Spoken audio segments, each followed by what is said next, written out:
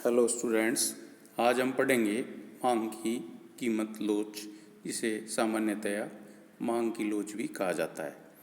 अब प्रश्न यह है कि मांग की लोच होती क्या है, इसका अध्ययन क्यों आवश्यक है। जब हमने मांग का नियम पढ़ लिया तो अब मांग की लोच पढ़ने का क्या औचित्य है। सबसे पहले बात आती है मांग का नियम क्या है, इसको हम एक बार दोहरा लेते हैं। मांग का नियम एक गुणात्मक कथन है जो केवल ये बताता है कि जब किसी वस्तु की कीमत में वृद्धि होती है तो मांग मात्रा घट जाती है, और जब कीमत में कमी होती है तो मांग मात्रा बढ़ जाती है। अब प्रश्न ये उठता है कि कीमत में परिवर्तन होने पर मांग मात्रा में कितना परिवर्तन आएगा, इसका मात्रात्मक माप होना जरूरी है। इसके लिए मांग लोच का अध्ययन आवश्यक है। मांग की लोच ये बताती है कि वस्तु की कीमत में यदि 10% वृद्धि कर दी जाए तो मांग मात्रा में कितने प्रतिशत कमी आ जाएगी, या वस्तु की कीमत में 10% कमी कर दी जाए तो मांग मात्रा कितने प्रतिशत बढ़ जाएगी। यानी मांग की जो लोच है वो एक व्यापक अवधारणा है और एक मात्रात्मक कथन है। मांग की कीमत लोच आर्थिक विश्लेषण में बहुत ही महत्वपूर्ण मानी जाती है। ये कीमत में परिवर्तन होने के फलस्वरूप उपभोक्ताओं की मांग में जो परिवर्तन की प्रवृत्ति होती है, इस प्रवृत्ति के माप को ही मांग की लोच कहते हैं। अब मांग की लोच केवल कीमत लोच ही नहीं है, क्योंकि जैसा कि हम जानते हैं कि वस्तु की मांग मात्रा में परिवर्तन कीमत के अलावा अन्य कारणों से भी आता है। अतः हम आय लोच का भी अध्ययन करते हैं। आय लोच में ये देखा जाता है कि जब आय में परिवर्तन होता है तो मांग में कितने प्रतिशत या कितना परिवर्तन होता है। इसी प्रकार हम आड़ी लोच का भी अध्ययन करते हैं। इसमें यह देखा जाता है कि अगर मांग में परिवर्तन की प्रवृत्ति है तो उस संबंधित वस्तु की कीमत में परिवर्तनों के कारण उत्पन्न हो रही है तो उसे हम आड़ी लोच कहते हैं। सबसे पहले अब हम विस्तृत अध्ययन करेंगे मांग की कीमत लोच का। कीमत में परिवर्तन के कारण मांग में जो प्रतिक्रियात्मकता या रेस्पॉन्सिविनेस होती है उसे हम मांग की लोच कहते हैं। कीमत में परिवर्तन के फलस्वरूप मांग में जो परिवर्तन की प्रवृत्ति या क्षमता होती है उसे मांग की लोच कहा जाता है। प्रोफेसर केरन क्रॉस के शब्दों में कहें, किसी वस्तु की मांग की लोच वह दर है जिस पर वस्तु की खरीदी गई मात्रा में कीमत परिवर्तन के कारण परिवर्तन होता है। अब आप इसको मार्शल के शब्दों में भी व्यक्त कर सकते हैं। किसी वस्तु की मांग की लोच अधिक या कम तब कही जाती है जब कीमत में एक निश्चित कमी होने पर मांग में अधिक या कम वृद्धि होती है तथा कीमत में एक निश्चित वृद्धि होने पर मांग में अधिक या कम कमी पाई जाती है। प्रोफेसर बोल्डिंग ने और श्रीमती जॉन रॉबिन्सन ने मांग की लोच को जो है गणितीय तरीके से परिभाषित किया है। किसी वस्तु की कीमत में 1% परिवर्तन के फलस्वरूप वस्तु की मांग में जो प्रतिशत परिवर्तन होता है उसे मांग की लोच कहते हैं। ये मांग की लोच का एकदम या बिल्कुल सरलतम रूप है।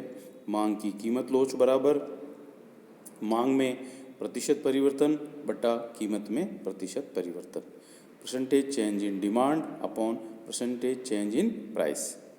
श्रीमती जॉन रॉबिन्सन के शब्दों में, किसी कीमत विशेष या उत्पत्ति विशेष पर मांग की लोच किसी कीमत में थोड़े से परिवर्तन के फलस्वरूप खरीदी जाने वाली मात्रा के आनुपातिक परिवर्तन को कीमत के आनुपातिक परिवर्तन से भाग देने पर प्राप्त होती है।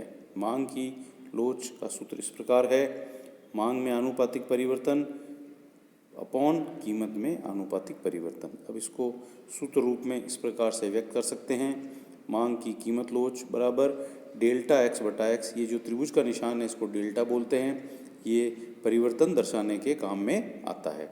तो आनुपातिक परिवर्तन कैसे ज्ञात करते हैं? डेल्टा एक्स तो देखिए निरपेक्ष परिवर्तन है, जब इसमें प्रारंभिक मांग का भाग देते हैं तो ये परिवर्तन सापेक्ष हो जाता है।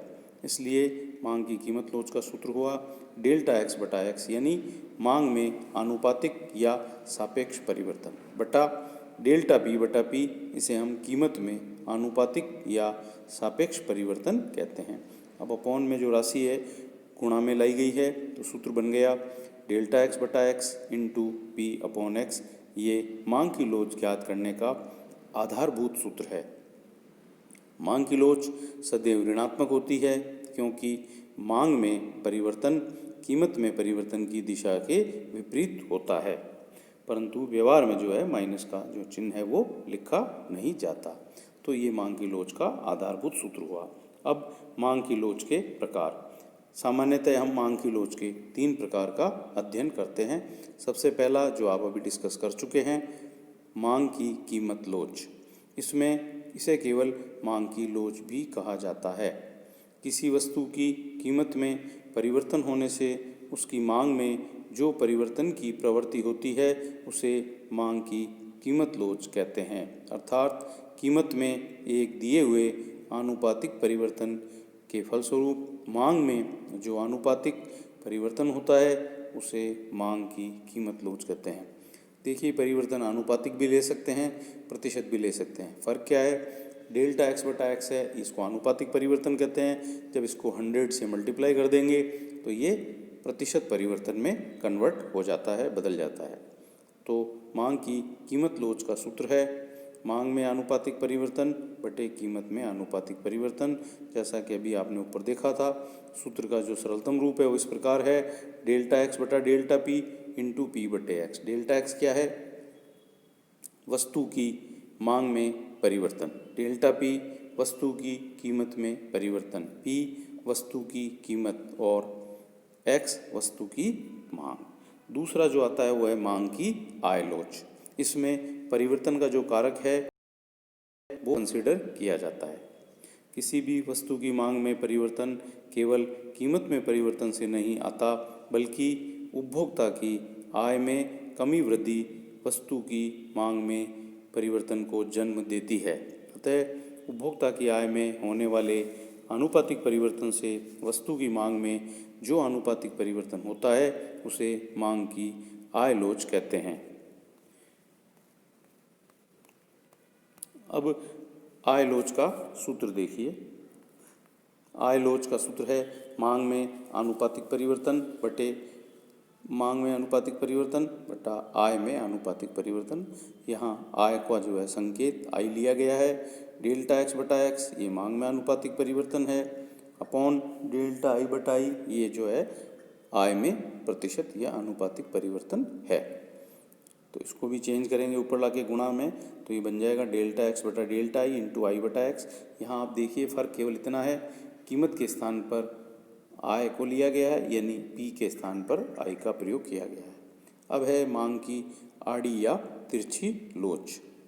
किसी भी वस्तु की मांग में जो परिवर्तन है केवल उस वस्तु की कीमत या उपभोक्ता की आय में परिवर्तन के फलस्वरूप ही नहीं होता, बल्कि उस वस्तु की संबंधित वस्तुओं की कीमतों में परिवर्तन के परिणाम स्वरूप भी होता है। ऐसी संबंधित वस्तुएं या तो स्थानापन्न हो सकती हैं या पूरक। स्थानापन्न और पूरक वस्तुओं के बारे में आपने पिछले अध्याय में पढ़ा है, एक बार फिर बता देता हूँ। स्थानापन्न वस्तुएं फिर वे वस्तुएं होती हैं जो एक दूसरे के स्थान पर काम में ली जा सकती हैं, जैसे चाय और कॉफ़ी।